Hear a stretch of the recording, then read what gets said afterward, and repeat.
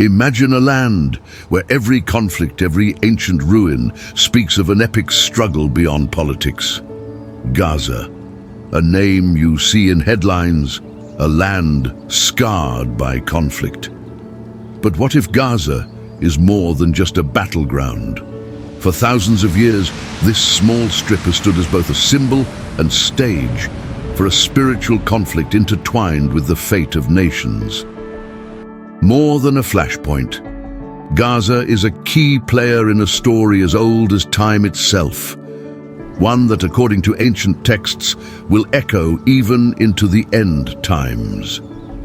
Join us as we explore Gaza's powerful role, not only in shaping history, but in fulfilling a prophecy that reaches far beyond our world. Today, the people of Gaza are not merely caught in a political struggle. They are part of a larger prophetic narrative foretold in the Bible. In this story, we'll uncover why Gaza has historically been a land of defiance, resistance, and divine judgment. From the time of the Philistines, when Gaza served as a fortress against Israel, to the ongoing modern-day conflicts that persist in this region, Gaza's role in biblical prophecy is much more significant than most people realize.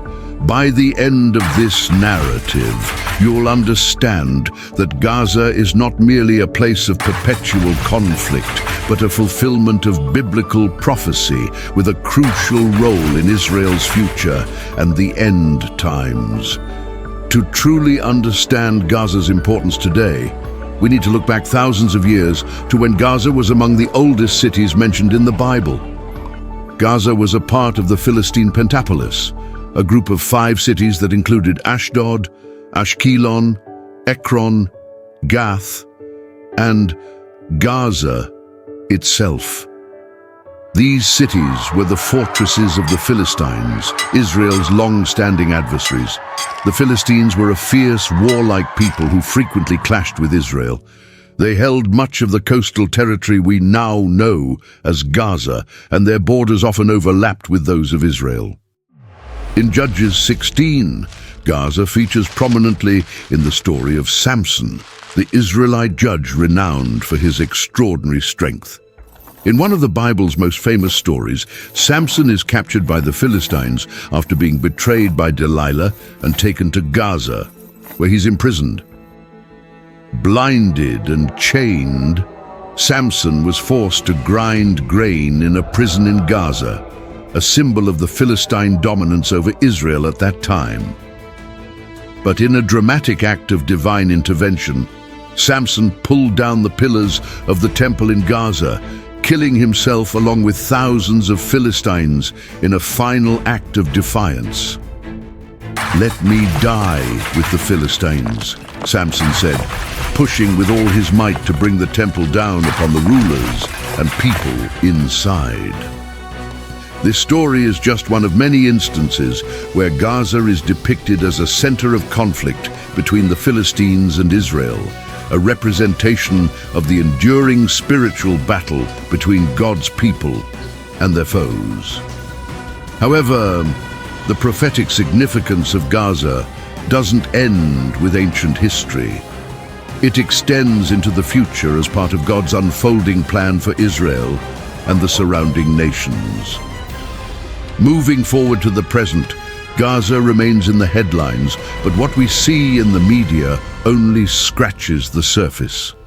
The conflict between Israel and Palestinians in Gaza is not merely a contemporary political issue. It has roots in an ancient prophetic struggle that has endured since the days of the Philistines. The events in Gaza today are part of the very prophecy described in the Bible. Since Israel's establishment in 1948, the Gaza Strip has become a focal point for violence, protests and wars between Palestinians and the Jewish state. This small, densely populated strip of land is home to over 2 million people, the majority being Palestinian refugees whose families were displaced in the conflicts following Israel's founding. However, what makes Gaza significant is not only the ongoing political tension, but also the fact that this small territory lies at the heart of biblical prophecy. The Bible states that the land surrounding Israel will be a source of conflict, a place where Israel's enemies will rise against it. Psalm 83 speaks of a prophetic conspiracy among Israel's enemies to erase it from existence. The Philistines, who once held Gaza, are believed to be part of this prophetic alliance. While today's Palestinians in Gaza are not direct descendants of the Philistines, many scholars and theologians consider them to be part of the nations that continue to oppose Israel, thus fulfilling the biblical prophecy of conflict surrounding the Holy Land. The Bible not only predicts ancient conflicts between Israel and Gaza, but also points to future events in the end times, where Gaza will once again have a role. In the book of Zephaniah, there is a powerful prophecy regarding the land of the Philistines, the area now known as Gaza, and its eventual fate. Gaza will be abandoned and Ashkelon left in ruins. At midday, Ashdod will be emptied and Ekron uprooted. This prophecy foretells Gaza's destruction, a prediction that some believe has yet to be fully realized. As tensions between Israel and Gaza rise, many scholars reference prophecies like this as possible indications of Gaza's fate in the end times. Additionally, Gaza's strategic location in the Middle East makes it a potential site for significant future conflicts described in the Bible, especially in the Battle of Armageddon. While Gaza is often depicted in the media as another zone of geopolitical tension, the Bible suggests that its importance goes much deeper. It may indeed serve as a setting for end times events that will impact the future of the world. The conflict in Gaza is more than a struggle over power and land. It is a continuation of a spiritual battle spanning thousands of years, a conflict central to biblical prophecy. To understand why this conflict has a spiritual dimension, we must look beyond the physical wars and political struggles to see the deeper prophetic storyline unfolding in the Holy Land. From a biblical perspective, Israel is not simply another nation. It is the land specifically chosen by God for his people. Beginning with his covenant with Abraham, the Bible makes it clear that Israel holds a unique role in God's plan to redeem the world. It is through this land that the Messiah came, and it is here that he will one day return. In the book of Amos, we see this spiritual aspect highlighted when God pronounces his judgment on Gaza. For 3 sins of Gaza, even for 4, I will not relent. God declares that he will send fire against Gaza's walls because they captured whole communities and sold them to Edom. This judgment goes beyond Gaza's aggression toward Israel. It represents a broader spiritual rebellion against God's covenantal plan for his people. The Bible presents Gaza not only as an adversary city, but also as a symbol of continued resistance against God's purpose for Israel. Today, the Palestinians living in Gaza, whether they recognize it or not, are part of a much larger prophetic story. The ongoing conflict in Gaza can be seen as an extension of the spiritual battle described throughout the Bible. A battle in which God's promises to Israel are constantly challenged. Forces opposing Israel have long sought to disrupt and thwart those promises, just as they did in the time of the Philistines. This is why the struggle in Gaza today is not just about political issues. It involves the fulfillment of prophecy and Israel's ultimate destiny. As we approach the end times, the Bible reveals that Israel will face increasing resistance from its enemies, many located in regions that have historically opposed God's people, including Gaza. In Zechariah, a prophecy speaks of Philistine cities, including Gaza, losing their power over Israel. I will take the blood from their mouths, the forbidden food, from between their teeth. Those who are left will belong to our God and become a clan in Judah, and Ekron will be like the Jebusites. This prophecy points to a future restoration for Israel, where the cities that once oppressed it, including Gaza, will no longer be able to harm God's people.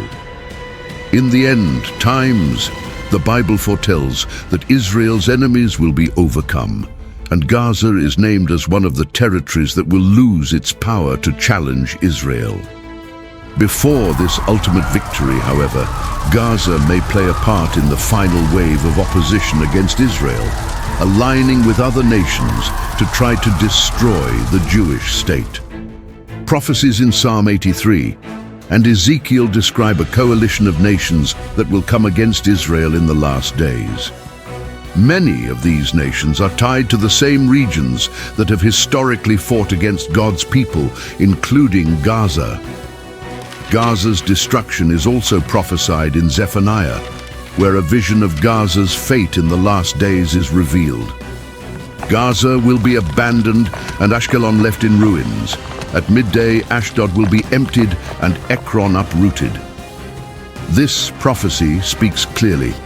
Gaza and the Philistine cities will face complete destruction due to their ongoing defiance of God's people. But despite Gaza's role as Israel's adversary, the Bible assures that Israel will ultimately be restored and that God's kingdom will prevail.